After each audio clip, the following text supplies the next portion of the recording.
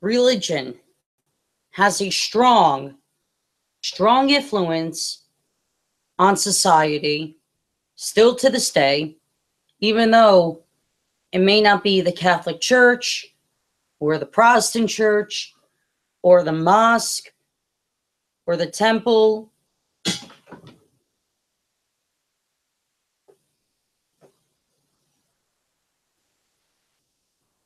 Pushing the agendas.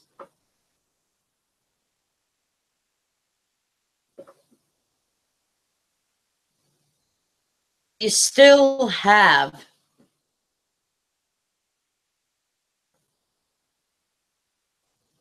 the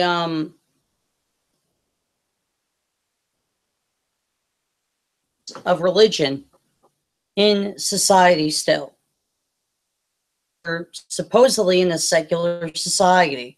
Now, you supposedly a secular society in the strongest emphasis as possible, because so-called secularists seem to get themselves involved in clubs or ideas or influences which have very influences to them. I made a video earlier how NoFap is practically in itself a religion. How it got really its influence from religion. And currently I'm debating somebody on it. And it seems like it's going to be a no-ending debate. No side's going to really win, because here's the thing. When you believe in something, when you strongly believe in something, you're going to defend it to the bitter end. No ifs, ands, or buts about it. You're going to defend it to the bitter end. And a real skeptic is skeptical about something somebody truly believes in, whether that be religion or just shit in general.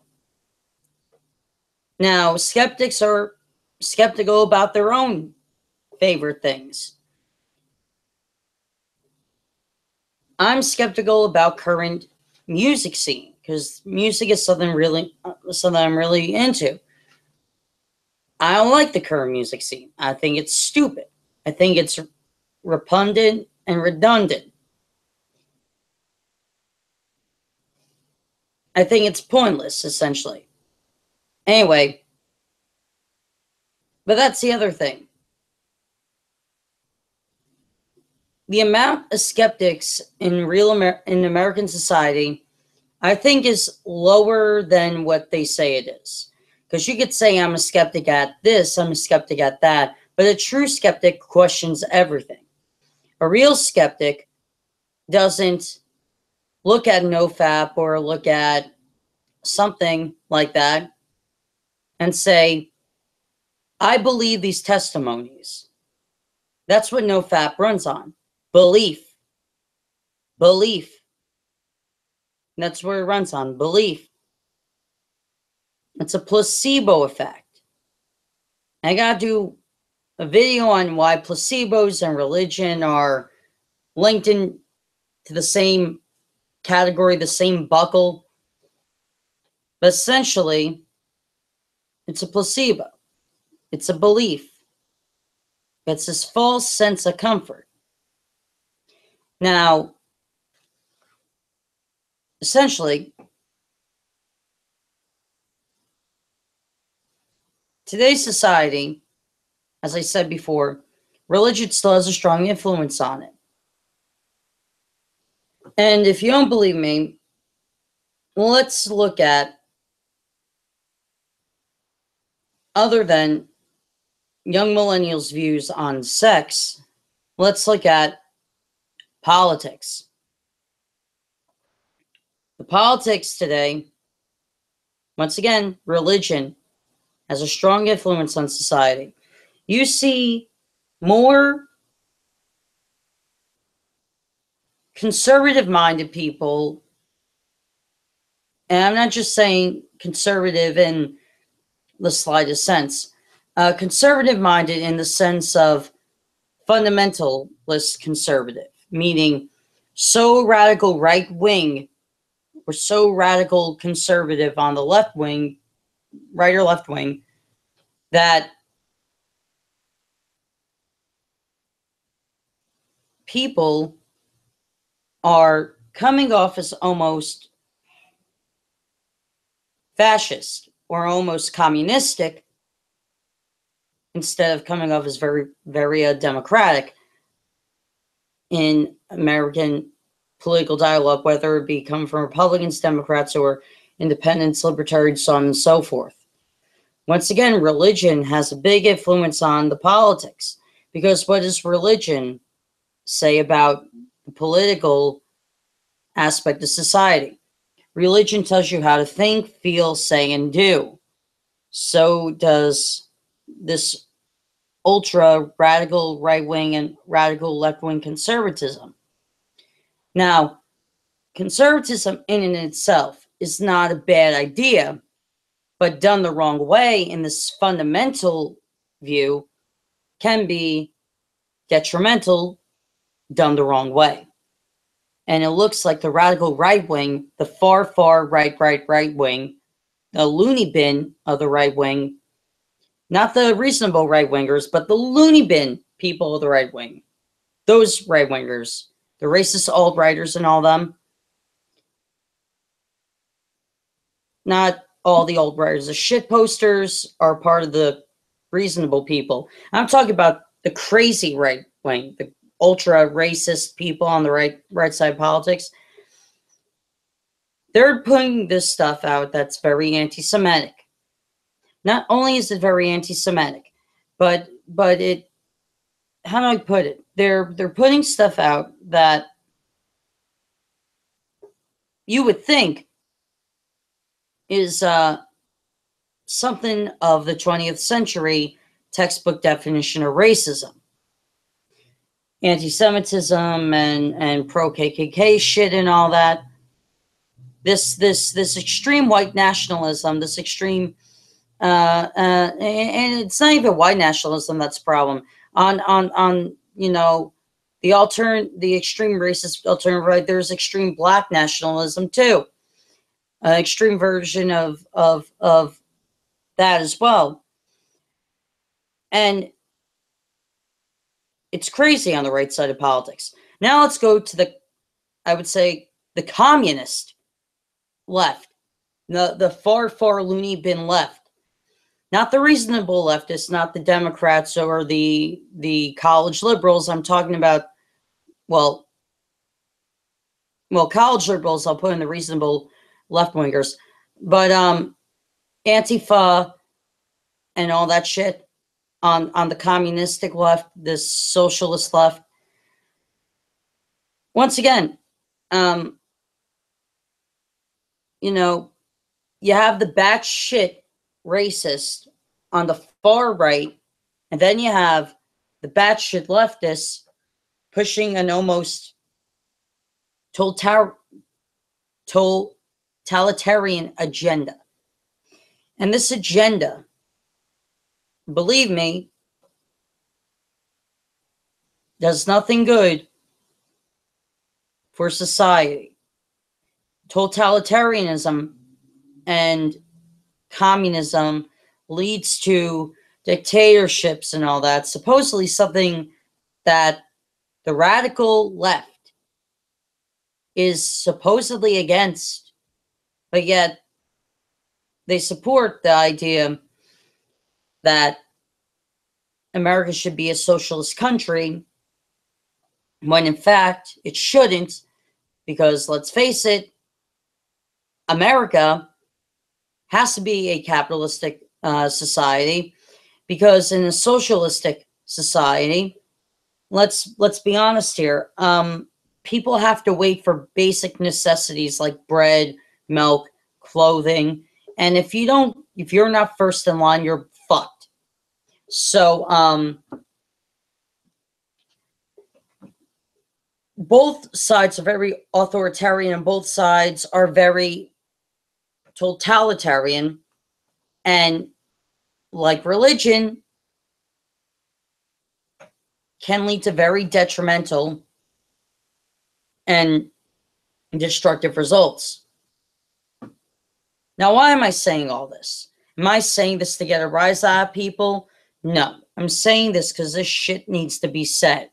Somebody has to be honest about this. Somebody has to see through the bullshit of these false hopes and false comforts. Look, believe what you want. I don't give a shit. I genuinely don't give a shit.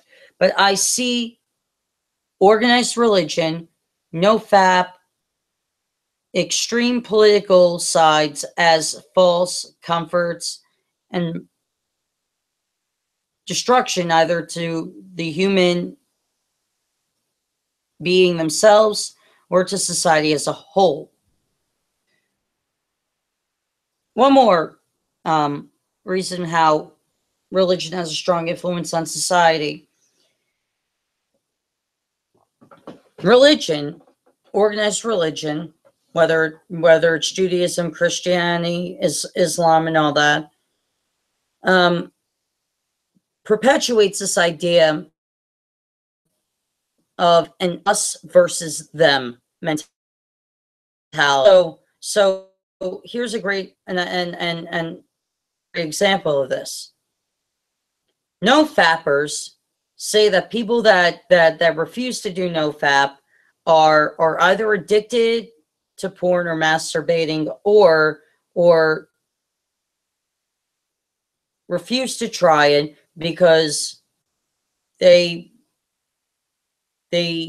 don't want to see that it's real and all that. Right there is a great example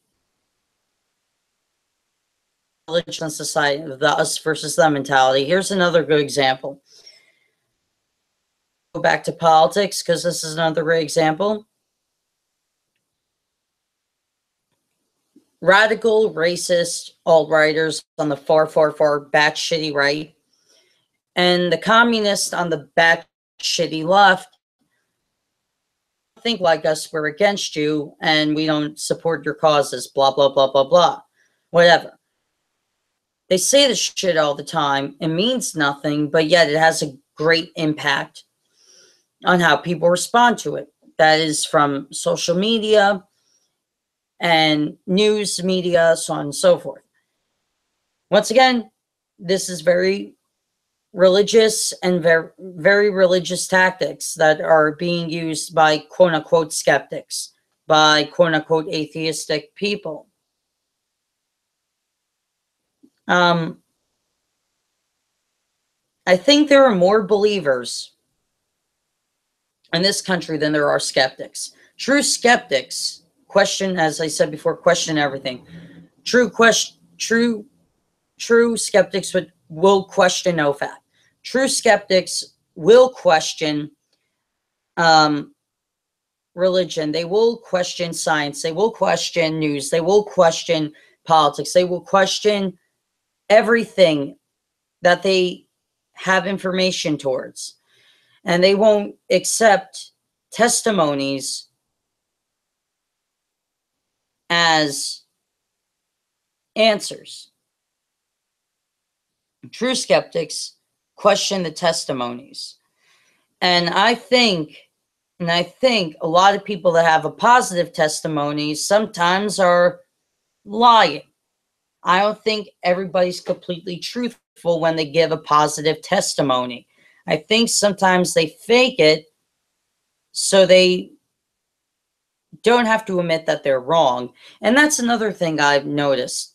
In religion, there is this idea that being wrong on something is a no-no. You have to be right about everything. And true skeptics will admit when they're wrong. After they're proven wrong and all that, they will admit that they're wrong. But once again, pseudo-skeptics, pseudo-atheists you know, will inevitably have this idea that they're never wrong. They will have this idea that they're never wrong, that they never say anything that's remotely wrong at all. And that's a problem. It's a problem not only because it's dishonesty to the person's own intelligence, but it's intellectual dishonesty. It's intellectual dishonesty. And, you know, there's no shame into admitting that you're wrong. But to people who follow cults or religion, it's a big no-no. You can't admit that you're wrong. It's a big no-no. Once again, in politics and all that, and trends like NoFap and all that, when people like me that question these things prove these people wrong, a lot of these people won't admit that they're wrong. They don't have the ability to admit that they're wrong, even though we present them with the evidence. Anyway, hope you guys enjoyed the video. See you next time.